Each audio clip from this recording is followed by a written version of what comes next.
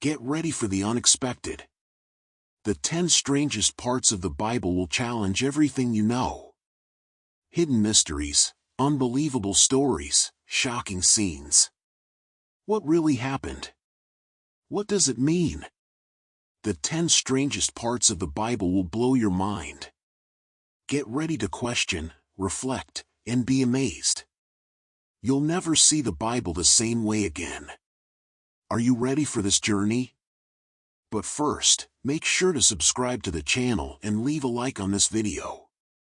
Now, let's begin. 1. The story of Lot and his daughters, Genesis 19 verses 30 to 38. One of the strangest accounts in the Bible involves Lot, his daughters, and the destruction of the cities of Sodom and Gomorrah. After the destruction of these cities, Lot and his daughters take refuge in a cave, where the daughters, fearing the extinction of humanity, get their father drunk and have relations with him so that they can produce descendants. This account is disturbing, but it is also part of a broader context of survival and renewal of God's chosen people. 2. The prophet Ezekiel and his vision of creatures with animal faces, Ezekiel 1 verses 4 to 14. The prophet Ezekiel had an astonishing and mysterious vision describing 4 living creatures with extraordinary characteristics. These winged beings each had 4 distinct faces, that of a man, a lion, an ox, and an eagle. Their bodies shone like polished bronze and were covered with eyes, symbolizing divine omniscience. Additionally, they had 4 wings and moved in perfect synchronization, without needing to turn to change direction, as they followed directly wherever the Spirit led them. These creatures were associated with an awe-inspiring celestial chariot composed of wheels within wheels, which were also covered in eyes. The movement of these wheels was swift and mysterious, giving the impression of a complex and supernatural structure, guided by divine power. This account, rich in symbolism, has been interpreted in various ways throughout history. Some see it as a representation of the 4 evangelists, Matthew, Mark, Luke, and John, while others believe it to be a vision of God's majesty and sovereignty over all creation. This passage is one of the most enigmatic and profound in the Bible, inspiring deep reflections on God's presence, the role of celestial beings, and the ways in which He manifests Himself to His people. 3. The Book of Revelation and the Apocalyptic Visions, Revelation 6 to 19. The Book of Revelation, written by the Apostle John on the island of Patmos, is one of the most enigmatic books of the Bible, filled with striking visions and symbolic language. Its prophecies describe cosmic events, spiritual battles, and the ultimate outcome of human history, revealing God's divine plan for the end times. Among the most notable visions are the 4 horsemen of the apocalypse, who appear with the opening of the first seals, the white horseman, often interpreted as the advance of conquest and deception, the red horseman, representing war and bloodshed, the black horseman, symbolizing famine and scarcity, and the pale horseman, associated with death and hell. Each of them brings devastating consequences upon the earth, marking the beginning of divine judgment. As the events unfold, the 7 trumpets are sounded, announcing supernatural catastrophes, the destruction of 1/3 of the vegetation, the transformation of seas and rivers into blood, the fall of a blazing star called wormwood, and the darkening of celestial bodies. One of the trumpets also releases an army of demonic beings led by Abaddon, bringing torment upon humanity. Next come the 7 bowls of God's wrath, poured out upon the earth as the final judgment before the ultimate battle between good and evil. These judgments include devastating plagues, seas and rivers turning to blood, deep darkness, and massive earthquakes, culminating in the destruction of Babylon, the symbol of corruption and rebellion against God. Another striking element is the vision of a red dragon with 7 heads and 10 horns, representing Satan as he attempts to devour the child of the woman clothed with the sun, a figure often interpreted as the Church or Israel. Additionally, a beast rising from the sea appears, also with 7 heads and 10 horns, associated with the Antichrist and a global power that opposes God. This beast enforces a system of control, linked to the infamous number 666, demanding worship and allegiance in exchange for survival. The Book of Revelation does not merely present terrifying imagery, it also conveys a message of hope. In the end, Christ returns victorious, defeating the forces of evil and establishing a new heaven and a new earth, where there will be no more pain or suffering. These visions, filled with mystery and symbolism, continue to fascinate scholars and believers alike, sparking deep reflections on the future of humanity and God's sovereign control over history. 4. Jacob's struggle with the angel, Genesis 32 verses 24 to 30. One of the most intriguing and mysterious passages in the Bible is the account of Jacob wrestling with a celestial being. On the night before his encounter with Esau, his brother whom he had deceived years earlier, Jacob finds himself alone on the banks of the Jabbok River. There, he is suddenly attacked by a mysterious man, and the two engage in an intense struggle that lasts until daybreak. This enigmatic being, often interpreted as an angel or even a manifestation of God himself, wrestles with Jacob but does not defeat him. In the end, the being touches Jacob's hip joint, dislocating it, yet Jacob refuses to let go until he receives a blessing. The being then gives him a new identity, naming him Israel, which means one who struggles with God, because he had wrestled with both God and men and had prevailed. This episode is rich with profound meanings and has been interpreted in various ways throughout history. For many, it represents the inner struggle of the human soul with God, a metaphor for the spiritual challenges, doubts, and trials we face as we seek a deeper relationship with the divine. Jacob enters the struggle as a man burdened with fear and uncertainty but emerges transformed, with a new identity and a clearer understanding of his mission. Moreover, the physical mark he carries, the dislocated hip that causes him to limp, symbolizes that no true encounter with God leaves us unchanged. His new identity as Israel not only reflects his spiritual growth but also foreshadows the great nation that would descend from him. This episode reminds us that, at times, we must engage in spiritual battles, persevere in faith, and confront our own limitations to experience divine transformation and receive God's blessings. 5. Noah's Ark and the Animals, Genesis 6-9. The story of Noah's Ark, found in chapters 6 through 9 of the book of Genesis, is one of the most powerful biblical narratives, full of deep symbolism and lessons about faith, obedience, and redemption. According to the Bible, humanity had become completely corrupt, turning away from God's ways. However, Noah was a righteous and upright man, chosen by God to fulfill a unique mission, to build a large ark that would save him, his family, and 2 of every animal species while a great flood would destroy the corruption of humanity.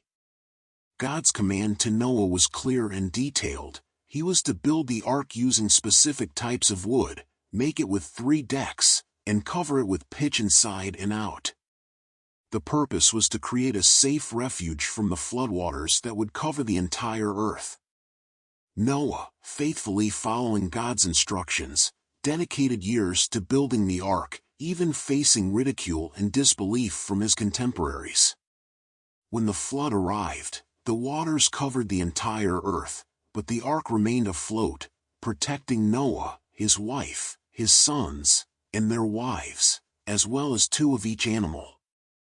During the 40 days and 40 nights of rain, Noah and his family stayed in the ark, taking care of the animals and waiting for the storm to end. After the flood, when the waters began to recede, Noah sent out a dove to check if there was dry land.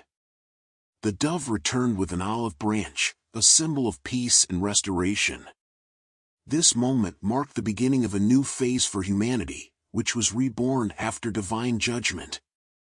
Noah then offered a sacrifice to God, and God made a covenant with him, promising never again to destroy the earth with a flood. The rainbow, as a symbol of this covenant, was established as a sign that God would keep his promise. The story of Noah's Ark conveys several significant lessons. Obedience and faith. Noah trusted God and obeyed, even when it seemed illogical or impossible. He trusted in God's promises, regardless of what others thought or said. Justice and mercy. God used Noah to save what remained of humanity in creation, showing his mercy even in the midst of judgment.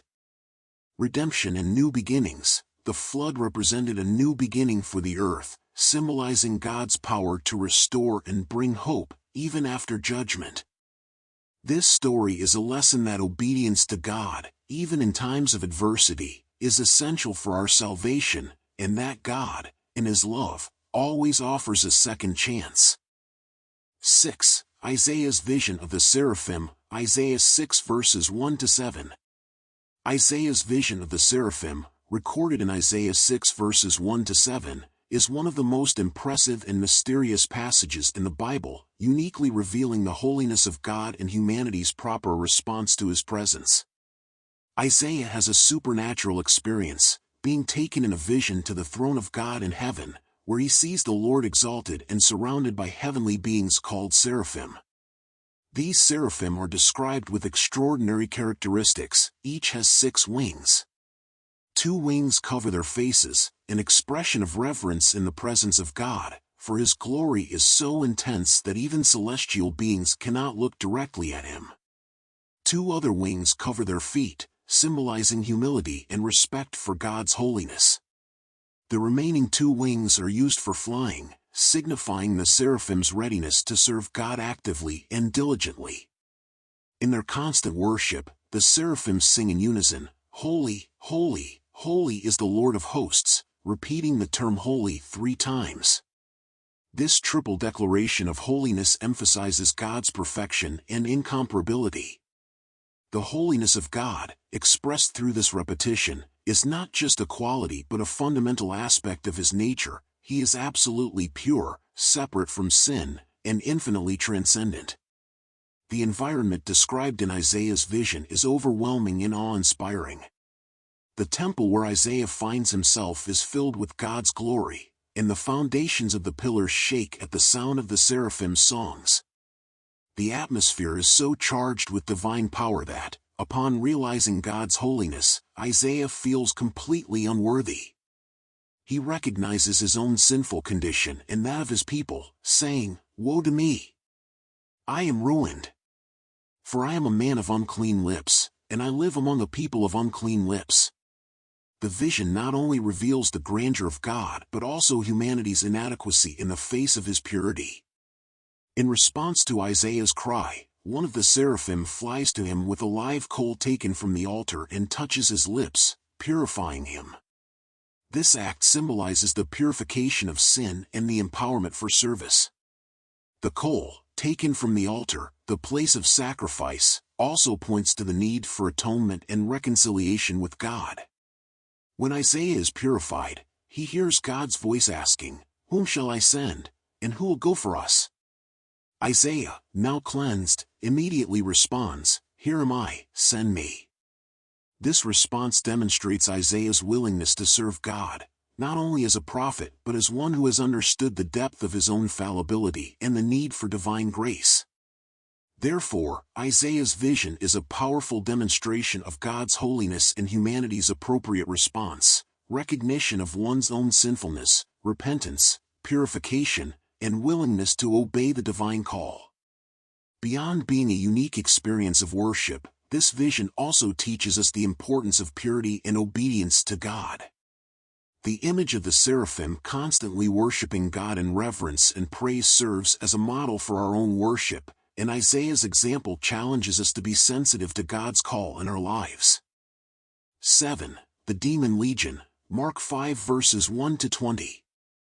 The episode of the demon possession of Legion, recorded in Mark 5 verses 1-20, is one of the most impactful and enigmatic accounts in the New Testament, revealing the struggle between the forces of good and evil, and highlighting the absolute power of Jesus over demons and wickedness. The story takes place when Jesus and his disciples cross the Sea of Galilee and arrive at the region of the Gerasenes, a place inhabited by Gentiles, where he encounters a man possessed by a legion of demons. The man's condition is desperate. He lives among the tombs, isolated from society, and is impossible to subdue, as no one can bind him, not even with chains. He is described as tormented and wild, crying out and cutting himself with stones, showing the total loss of control that demon possession has caused. The legion of demons inhabiting this man is a metaphor for the great number of evil spirits controlling his mind and body, and the word legion suggests immense power, as a Roman legion consisted of thousands of soldiers. When Jesus arrives in the region, the demons, speaking through the man, immediately recognize who he is and beg him not to send them to the abyss, the place of eternal punishment and imprisonment. They fall before Jesus, acknowledging his supernatural authority over them. Jesus then allows the demons to leave the man and enter a herd of pigs nearby. The pigs, now possessed by the demons, run desperately toward the cliff and throw themselves into the sea, drowning in the waters. This event is significant not only because it demonstrates Jesus' power over the evil forces but also because it illustrates the destruction that evil brings, consuming both human life and animals. The reaction of the pigs is a way of showing that the demons cannot remain in the presence of Christ, and when confronted by him, their only option is destruction. After the man is freed, he is found in perfect condition, sitting at Jesus' feet, clothed, and in his right mind. The transformation is complete. The man, who once lived in despair and isolation, is now at peace, reflecting the redemptive power of Christ. The liberation of the possessed man also symbolizes Jesus' victory over the forces of evil, showing that he has the authority to restore life and bring true peace. However, the reaction of the people in the town is surprising. When they hear about what happened and see the freed man, many are afraid and ask Jesus to leave the region. This fear reflects the resistance of the people to change and their fear of confronting divine power. The freed man, for his part, asks to follow Jesus, but Jesus instructs him to return to his home and tell what has happened, becoming a witness to his work of liberation. This story raises several important lessons. The power of Jesus over evil. The man's possession by a legion of demons illustrates the power of evil, but Jesus' action shows his total authority over spiritual forces, whether large or small. Transformation and redemption. The liberation of the man symbolizes the radical transformation that occurs when someone finds true peace and freedom in Christ. Jesus not only exorcises the demons but also restores the man's dignity. Resistance to divine authority. The reaction of the people in the town, asking Jesus to leave, serves as a reminder that people often feel threatened or uncomfortable with the presence and power of Christ, especially when that power challenges their lives and established beliefs. Testimony and evangelism. Jesus instructs the freed man to share his story, showing the importance of being a living witness to God's work in people's lives. Personal testimony is a powerful way to share the grace and power of Jesus. This passage not only speaks about demon possession and liberation but also shows how the power of Jesus can restore, transform, and bring freedom to those who are bound by evil, offering a clear vision of his authority and compassion. 8. The sun standing still. Joshua 10 verses 12 to 14. The passage in Joshua 10 verses 12 to 14 is one of the most remarkable and fascinating stories in the Bible, as it recounts an extraordinary event in which Joshua, the leader of Israel, asks God to make the sun and the moon stand still in the sky during a crucial battle against the Amorites. This episode not only reveals Joshua's faith and trust in God but also raises profound questions about the relationship between divine intervention and the natural order of the universe. The context of this story is as follows. Joshua and the Israelites were fighting a battle against a coalition of Amorite kings who had joined forces to fight against Israel. During the battle, Joshua realized that time was running out because the battle was stretching into the evening, and he knew that, with the coming of night, the enemies would retreat to their fortified cities, making it impossible for the Israelites to complete their victory.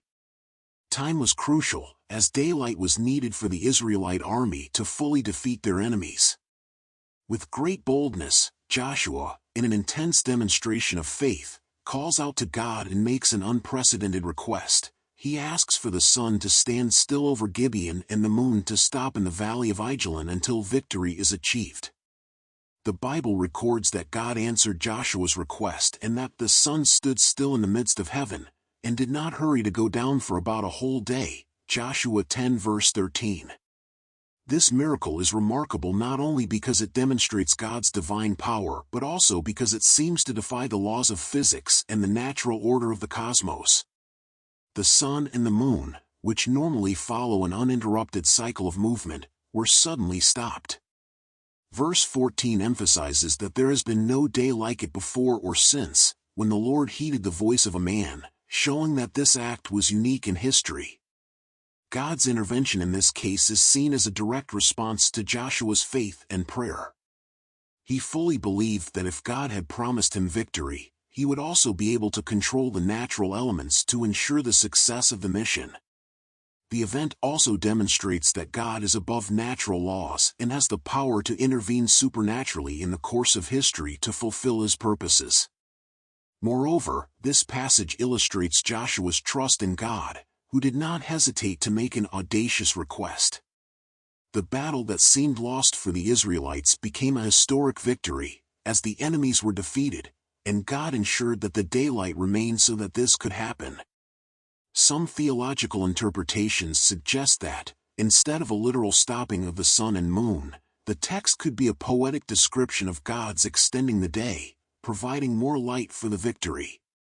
Others believe that there was indeed a physical intervention in the heavens, which is possible in a miraculous event of God's power.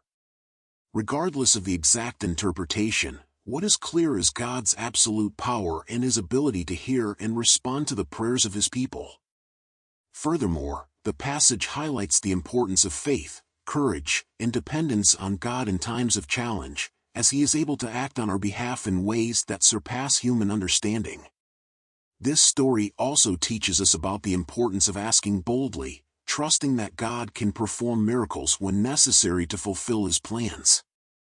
Joshua's unwavering trust, and God's response to that trust, invites us to believe that God is sovereign over all creation and attentive to the needs of his people. 9. The sacrifice of Jephthah and his daughter, Judges 11 verses 29 to 40. The story of Jephthah's sacrifice of his daughter, recorded in Judges 11 verses 29 to 40, is one of the most challenging and controversial in the Bible, raising complex questions about the nature of vows made to God, morality, and the cost of promises. The episode takes place in a context of war and desperation, where Jephthah, a military leader of Israel, makes an impulsive vow before facing the Ammonites. The context of the story is as follows. Jephthah was called to lead Israel in battle against the Ammonites, who were threatening the safety of the people of Israel. He, a man of questionable origins, the son of a prostitute and cast out of his homeland, was chosen to lead due to his skill as a warrior. Before going into battle, Jephthah made a vow to God, promising that if he was victorious, he would sacrifice the first person who came out of his house to greet him upon his return. Jephthah, likely not anticipating that someone as important as his daughter would be the first to come out, made this vow in a moment of great distress and religious fervor. However, after the victory over the Ammonites, Jephthah returned home, and to his horror, his daughter was the first to come out, celebrating her father's victory with tambourines and dancing. The story is painful and tragic. When Jephthah sees his daughter, he deeply laments, knowing that he had made a vow that now required fulfillment. His daughter, rather than protesting, accepts her fate with great dignity, and together with her father, she fulfills the vow. She only asks for time to mourn her virginity before being sacrificed, suggesting that she would never marry or have children, which was a great loss for a young woman in the culture of Israel at the time. The Bible does not explicitly describe the type of sacrifice Jephthah made, and this part of the account has sparked intense debate. Some scholars believe that Jephthah did indeed sacrifice his daughter physically, fulfilling his vow in a literal sense. Others suggest that instead of a literal sacrifice, it was a vow of consecration or dedication, where his daughter would have been dedicated to the Lord's service, remaining celibate and never marrying. The lack of a clear explanation has led to various theological and cultural interpretations of what actually happened. Regardless of the interpretation, the account of Jephthah and his daughter brings several important lessons. The danger of impulsive vows. Jephthah's vow, though made in a moment of great faith and fervor, led to a personal tragedy. This teaches us about the danger of making hasty promises, especially when we do not consider the consequences of our words. The responsibility of promises made to God. The story highlights that when we make a vow or commitment to God, we must be aware that He expects us to fulfill our promises, even if it involves great personal sacrifice. Sacrifice in obedience. The attitude of Jephthah's daughter, who accepts her fate with courage and obedience, even knowing her life will be drastically changed, demonstrates faith and submission to God's will, though the sacrifice required is difficult to understand and accept. Reflection on the cost of the promise. This event challenges us to reflect on the true cost of our promises to God. Often, when making impulsive promises, we cannot foresee the implications, and we must be cautious when making commitments to the Lord. Ultimately, the story of Jephthah and his daughter is a profound account of the consequences of our words and actions, especially when they involve a serious commitment to God. The tension between faith and the consequences of a solemn vow invites us to reflect on the importance of fulfilling our promises, while also considering the implications of our spiritual commitments and how the choices we make can impact our lives and the lives of those around us. 10. The Apostle Paul and his vision of the third heaven, 2 Corinthians 12 verses 2-4. The passage in 2 Corinthians 12 verses 2-4 describes one of the most fascinating and mysterious mystical experiences lived by the Apostle Paul.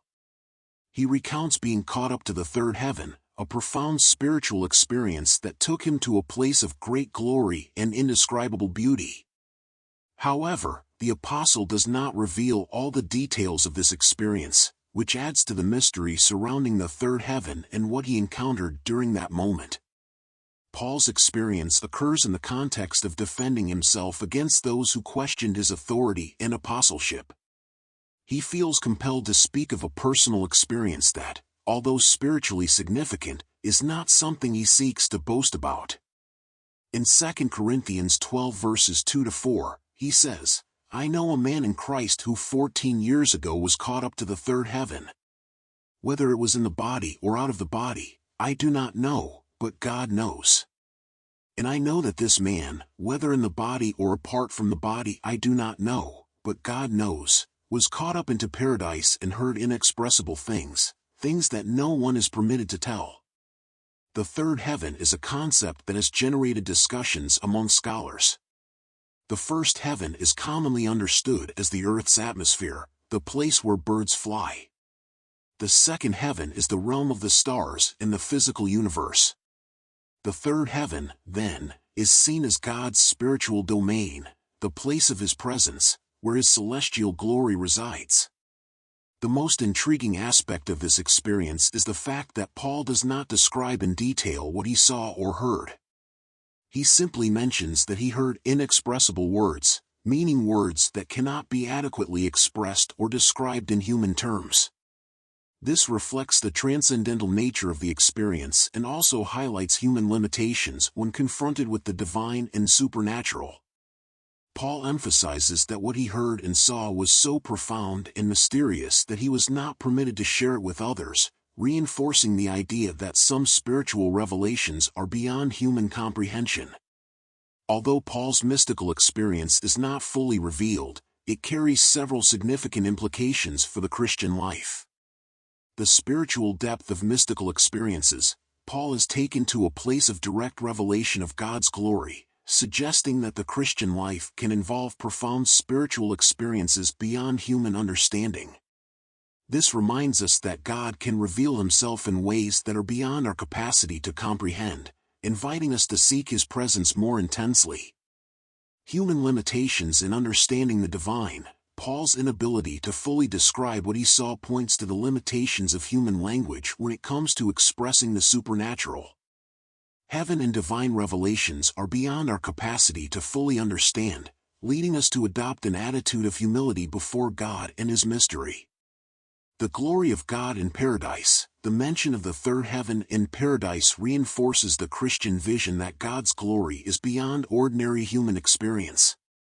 The third heaven is portrayed as a place of great holiness and beauty, where Paul, in a mystical way, had a glimpse of paradise. Personal experience and divine revelation. Paul's experience highlights the importance of personal revelation in the Christian walk. Sometimes, God may reveal himself in very personal and intimate ways to his followers, providing a spiritual depth that goes beyond what can be shared or understood by others. In summary, Paul's vision of the third heaven and the mystical experience he describes are shrouded in mystery and awe.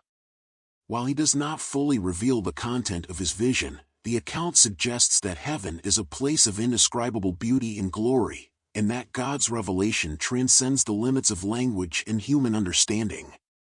Paul's experience invites us to seek a greater intimacy with God and to recognize the vastness of his mystery and power.